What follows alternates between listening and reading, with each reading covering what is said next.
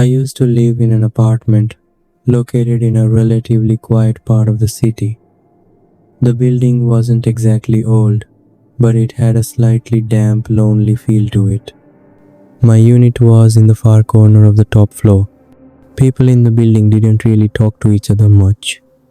The hallway lights were always dim and flickered every now and then, which just added to the eerie atmosphere. Everything was fine until I noticed something strange. It started one night, right at 3 a.m. I was asleep when I suddenly woke up to a soft but distinct knock on the door. Half asleep, I figured maybe someone had the wrong door, maybe a neighbor. I didn't think much of it and went back to sleep. The next night, at exactly the same time, 3 o'clock, same sound. This time, I got out of bed and walked over to the door. I looked through the peephole. No one was there. I opened the door and looked around. The corridor was completely empty. A cold draft swept into the apartment. It made my skin crawl. This kept happening 5 nights in a row, always at exactly 3 a.m. Every time I looked, no one was there. So I decided to do something about it. I set up a small camera facing the hallway, angled to capture everything right outside my door. That night, I couldn't sleep. I just stared at the monitor and like clockwork tock, the knock came.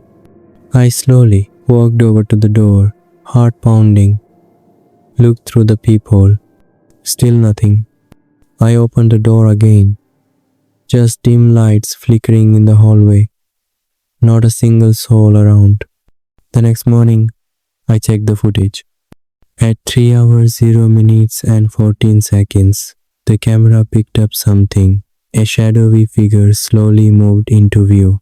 It was hard to tell if it was a person or something else. Its face wasn't visible. It stood there, hunched over, completely still. Then, at exactly 3:15, it started to slowly walk away without making a sound. But that wasn't the scariest part.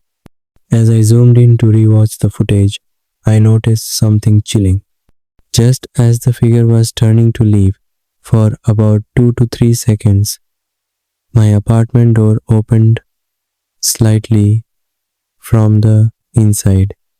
Not wide, just a few inches, like someone inside had cracked it open and then gently shut it again. I was completely terrified. I know I didn't touch that door. I was right there the whole time. I didn't open anything. That same day, I packed up and left the apartment for good. Even now, whenever I hear a knock in the middle of the night, my body freezes. I never found out who or what used to knock on my door at 3 a.m. And more importantly, who opened the door from the inside. In January 2021, Kevin got a temporary job at a public library in Chicago. The job was simple: scan old books into the system and, during the night shift, check the return box before closing. The return box was a small metal chute outside the library, open 24/7. People could drop off books anytime. For the first few days, nothing unusual happened. But one night, around 9 p.m., Kevin opened the return box and started pulling books out. Inside one of them, he found an old black and white photograph tucked between the pages. It was a boy's face, except the eyes had been scratched out. On the back, someone had written, "He never returned." Kevin felt a chill, but brushed it off as someone's sick joke. He tossed the photo into the trash and moved on. The next night, again around 9 p.m., he found another book in the return box. Inside it, a slip of paper, not part of the book, just one sentence. "You shouldn't throw him away." Now he was disturbed. He went back in and checked the library's security camera footage for that hour. No one had come by, not a soul. Still, Kevin told himself it had to be a prank. Maybe a neighborhood kid messing around. But on the third night, things got worse. This time, the book inside the return box contained an old report card. The name read, Thomas Weller, Grade 3.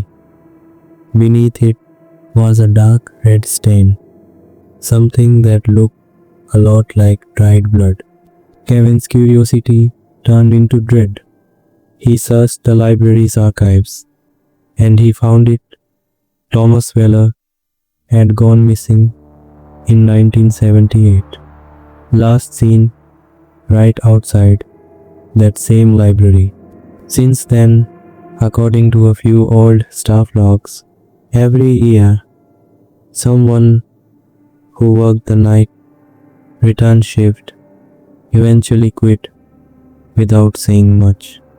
On the fourth night, Kevin decided to wait outside near the return box to see who was leaving these things. At exactly 9:01 p.m., a man in a long black coat walked up. But the strange part, he had no shadow. The man dropped something into the return box without saying a word or turning around. Then he walked away and disappeared down the street. Kevin rushed to check.